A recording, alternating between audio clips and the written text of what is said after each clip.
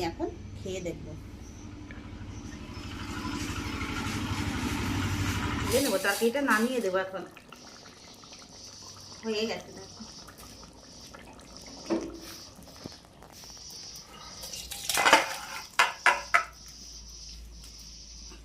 মা, ও মা, হ্যাঁ বলো। এ নাও মাছের লেজা নিয়ে এসেছি আজকে। বটিটাকে দেখো আমি লাগিয়ে নিলাম সুন্দর করে। দেখো শক্ত।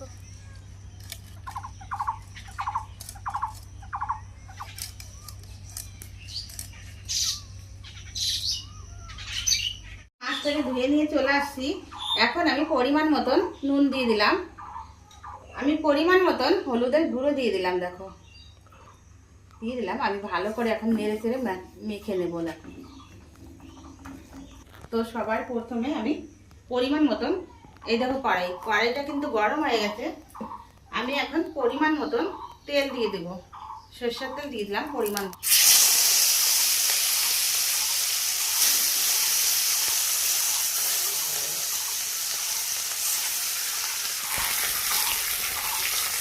দেখো বন্ধুরা, আমি মাছগুলোকে এখন উল্টিয়ে দেবো।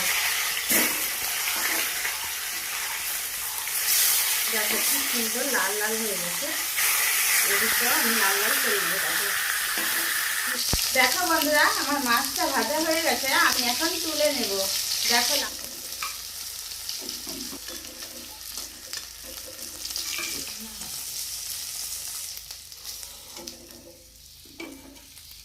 দেখা করে ভেজে নিয়েছি। দেখো দেওয়া হয়ে গেল, এখন আমি সুন্দর করে ঢাকা দিয়ে রাখবো।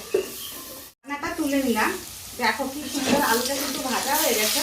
কেটে রেখেছিলাম সজনা, কেটে রেখেছিলাম। দেখো বেশি বড়ও কাটিনি, ছোটও কাটিনি। ওই সজনাটা এখন দিয়ে দেবো, কেননা আলুর সাথে আমি দিলাম না, যে গলে যাবে, ওই জন্য পরে দিচ্ছি। দেখো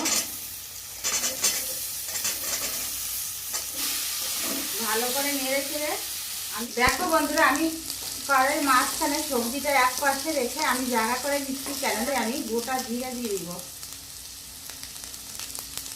দেখো লাল লাল করে ভাজা হয়ে গেল, জল দিয়ে দিলাম। এটাকে একটু নেড়ে দেবো। দেখো বন্ধুরা কি সুন্দর হয়ে গেছে, আর দেখো কি সুন্দর কালার করছে। তো দেখো আমি মাছটা একটু আগে দিয়ে দেবো, নয়তো মাছটা হবে না। যতই ভাজা থাক একটু আগে দিতে হয়। তো আমি তো আগেই দেই, তোমরা কখন দাও আমাকে কিন্তু বলবে অবশ্যই। দেখো এক এক করে আমি মাছ দিয়ে দিলাম। ঢেকে রাখবো, ঢাকা দিয়ে ঢেকে রাখলাম কিছুক্ষণ।